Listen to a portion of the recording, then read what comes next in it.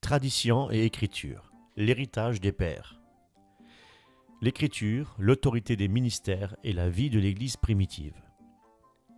Comment, dans l'Église des premiers siècles, l'évêque, épiscopos et les autres ministères exerçaient une autorité de service et non une domination. Comment les Écritures étaient reçues et utilisées et comment la tradition orale et écrite a assuré la continuité après les apôtres. Les Écritures au temps de Jésus. Qui les avait et comment elles étaient lues? Au 1er siècle, la Bible n'existait pas sous la forme que nous connaissons aujourd'hui. La communauté juive possédait les Écritures hébraïques, la Torah, les prophètes et les écrits, qui étaient lus, priés et étudiés publiquement, notamment dans les synagogues, et servaient de fondement de la vie religieuse. La synagogue était un lieu de lecture et d'enseignement scripturaire. Dans le monde hellénistique, beaucoup de Juifs parlaient grec. Pour eux, la traduction grecque, connue sous le nom de la Septante, rendait accessible l'Ancien Testament. Cette version grecque a été largement utilisée par les Juifs hellénistes et plus tard par les chrétiens non-juifs, parce que beaucoup ne lisaient pas l'hébreu. Il est important de noter, avoir accès aux Écritures ne signifiait pas que chaque croyant possédait un rouleau chez lui. Les manuscrits étaient chers et la lecture publique en synagogue ou l'enseignement oral étaient les modes principaux de transmission. Les gestes liturgiques, lecture publique, commentaires, récitation, formaient la familiarité du peuple avec le texte. Les apôtres, la prédication et l'usage des Écritures, Actes 17, verset 11. Les apôtres et leurs compagnons enseignaient largement en s'appuyant sur les Écritures. Quand Paul parle et est écouté dans la synagogue, l'auditoire vérifie ses propos à la lumière des Écritures. Exemple, les Béréens, qui examinaient chaque jour les Écritures pour voir si ce que disait Paul était exact. C'était un modèle d'herméneutique apostolique. La prédication renvoyait au texte déjà sacré. Dans le Nouveau Testament lui-même, on trouve des attestations que l'Écriture est inspirée et normative pour la vie et l'enseignement. Toute Écriture est inspirée de Dieu. À l'origine, quand Paul ou Luc écrivent le mot « écriture », renvoie d'abord aux Écritures de l'Ancien Testament qui étaient connues et lues. Ce n'est que progressivement que l'Église a commencé à reconnaître aussi l'autorité écrite des lettres apostoliques. Les lettres apostoliques circulaient. Les épîtres de Paul et d'autres lettres même perdues, à savoir une lettre venant de l'église de Laodicée.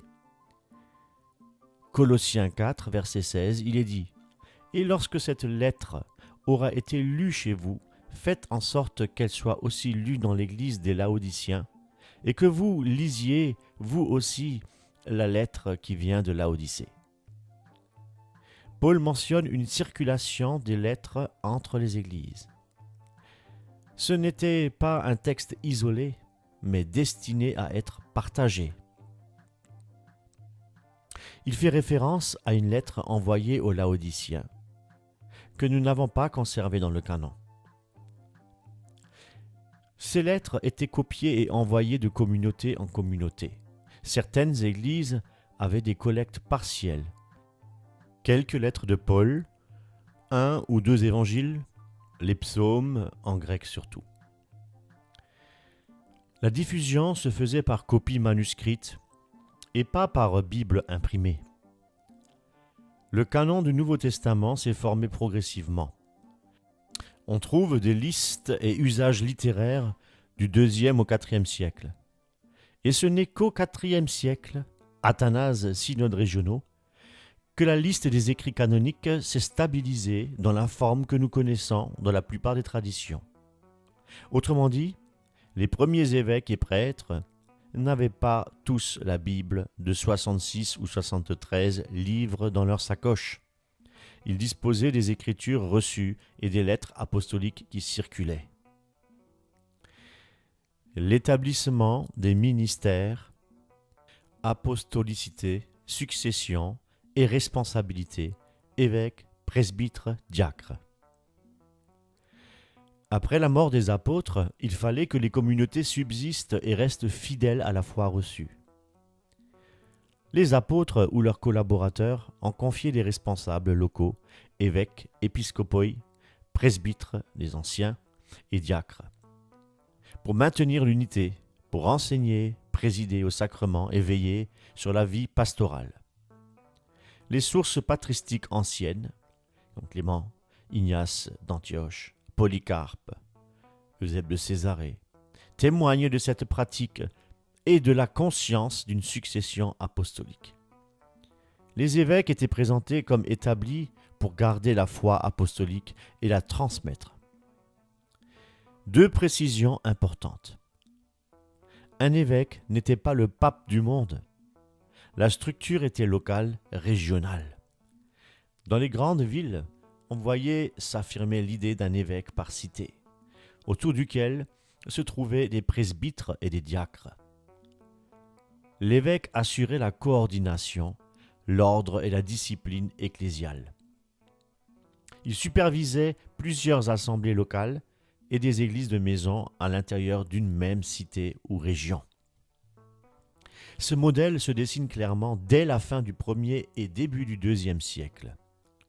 On ne voit pas d'idéal de domination, mais d'exercice du ministère comme service. Ignace d'Antioche insiste sur l'unité sous l'autorité d'un évêque, mais le motif est pastoral et ecclésial.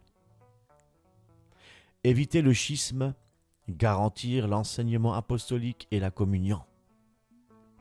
Les écrits patristiques montrent que le ministère était considéré comme une responsabilité sacrée et non comme un droit de dominer. Comment comprendre l'autorité de l'évêque et des pères apostoliques? La nuance centrale à affirmer est la suivante. L'autorité dans l'Église primitive est conçue comme un service, le diaconat, l'eiturgia, pas comme une domination. Les évêques et présidents d'église avaient l'autorité de veiller à la foi, à l'unité, au bon déroulement des sacrements et à la paix et l'ordre dans les communautés. Leur rôle: former, organiser, protéger la communauté afin qu'elle grandisse spirituellement et aussi préparer les futurs baptisés, les catéchumènes. Ordonner les ministères, arbitrer les difficultés. Ignace et Clément de Rome montrent cette charge pastorale et disciplinaire. Concrètement, cela se traduisait par des gestes concrets. Visite pastorale, présidence de célébration de la Sainte Seine, nomination, validation des diacres et presbytres, selon l'ordre des apôtres et défense de la foi contre les hérésies. La tradition orale et les pères apostoliques. Transmettre pour interpréter les Écritures. Les apôtres avaient, outre des écrits, une tradition orale. Enseignement, règles, ordre du culte dominical, interprétation des Écritures, que leurs successeurs ont reçues et transmises. Les pères apostoliques, comme Clément de Rome, Ignace, Polycarpe, etc., incarnent cette étape. Ils expliquent les Écritures aux nouveaux convertis, clarifient le sens des sacrements et offrent des manuels de vie ecclésiale. Cette tradition orale n'est pas une concurrence à l'écriture, mais son interprétation vivante et communautaire au service de l'unité et de la foi. Le catéchuménat, le baptême et la Sainte Seine, l'Eucharistie. Dans la pratique primitive catéchumène, ce terme désigne ceux qui reçoivent une instruction préparatoire au baptême. L'ancien usage montre une catéchèse sérieuse et souvent longue. On formait, on instruisait, on mettait à l'épreuve les candidats avant de les plonger dans le sacrement. Cette préparation visait à assurer une conversion réelle et une pleine compréhension des exigences de la foi. Le baptême. La didaché et d'autres traditions liturgiques primitives décrit le baptême par immersion dans l'eau vive si possible. Le baptême est compris comme un acte de régénération d'eau et d'esprit. Un geste visible, plongé, émergé et réalité spirituelle. Ce passage de mort et de résurrection est au cœur de l'Église primitive. Repas du Seigneur, en grec, Eucharistie, qui signifie action de grâce. Les textes néo-testamentaires, exemple dans 1 Corinthiens 11, des versets 23 à 26, et les ordonnances du didaché montrent une pratique régulière de la fraction du pain et de l'action de grâce, célébration centrale de la communauté. L'Eucharistie y apparaît comme un sacrement institué par le Christ et transmis par la tradition des apôtres. Hérésie, réponse apologétique et développement doctrinal. Dès le IIe siècle, des déformations de la foi, comme le gnosticisme, interprétation erronée, liturgique altérée, ont obligé les responsables de l'Église à défendre la foi reçue.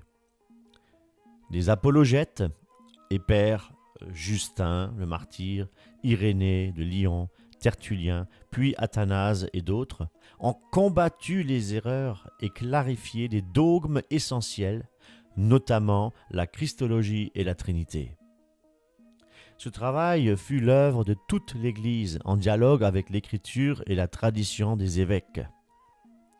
Synthèse pratique et pastorale. Quelle leçon tirer aujourd'hui? Un ministère reçu, l'évêque et les ministères a reçu une charge concrète, organiser, défendre, enseigner au service de la croissance spirituelle et de l'unité. Ce n'est pas une licence, un titre universitaire pour dominer, mais une vocation, un service spirituel. La primauté du service. L'autorité doit ressembler à celle du Christ serviteur pour guider, sanctifier, protéger les chrétiens et non à celle d'un maître qui écrase, qui domine et qui impose ses propres ambitions. Les sources anciennes montrent cette tension entre pouvoir et service. Le modèle évangélique, c'est le service, la fidélité à la parole et à la tradition. Les apôtres ont fondé l'Église sur l'enseignement et les Écritures. Les successeurs ont gardé et transmis cela par écrit et oralement.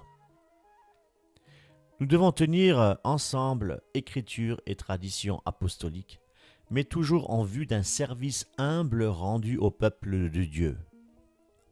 Pour résumer, pourquoi en plus des Écritures peut-on lire les pères apostoliques et les pères de l'Église? La Bible, formation progressive d'un tout. La Bible, telle que nous la possédons aujourd'hui, est le fruit d'une histoire sainte guidée par Dieu. L'Écriture, de la Genèse à Malachie, c'est ce que Paul appelle toute écriture inspirée de Dieu, selon 2 Timothée chapitre 3 verset 16. Ce corpus était déjà reconnu comme parole de Dieu au temps de Jésus. L'Évangile, le témoignage de Jésus-Christ rapporté par les 4 évangélistes, écrit après la résurrection pour garder fidèlement la mémoire de son ministère. Les épîtres, les lettres apostoliques envoyées aux églises pour enseigner, corriger et exhorter les croyants en montrant comment vivre l'Évangile à la lumière des Écritures. Mais au départ, les premières communautés n'avaient pas une Bible complète comme aujourd'hui. Elles avaient l'Ancien Testament, souvent en grec la Septante, et quelques lettres ou évangiles qui circulaient de ville en ville. L'essentiel de l'enseignement se transmettait oralement par la prédication et l'explication donnée par les apôtres et leurs successeurs.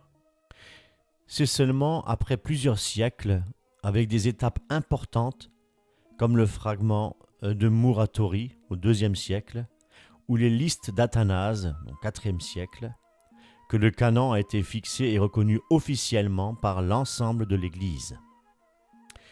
La tradition orale, clé pour comprendre l'Écriture.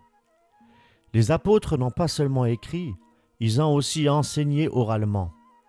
Paul lui-même le dit, « Tenez les instructions que vous avez reçues de nous, soit par la parole, soit par la lettre. » 2 Thessaloniciens, chapitre 2, verset 15. Cette tradition orale a été transmise aux pères apostoliques, Clément de Rome, Ignace d'Antioche, Polycarpe, etc., puis aux pères de l'Église. Leur mission était de garder le dépôt de la foi, d'expliquer les Écritures et de protéger l'Église des erreurs. Sans cette tradition vivante, chacun interprète les Écritures selon son idée. Et c'est la raison pour laquelle aujourd'hui il y a tant de divisions, tant d'hérésies. Le modalisme qui nie la Trinité, l'arianisme qui nie la divinité de Christ et bien d'autres encore. Si les chrétiens connaissaient mieux l'enseignement des pères, ils verraient que ces questions avaient déjà été posées et tranchées dès le 1er siècle par l'Église sous la conduite du Saint-Esprit.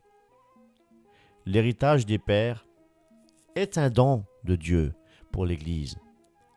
Lorsque le Seigneur Jésus-Christ a donné les ministères à son Église, il les a ordonnés avec sagesse.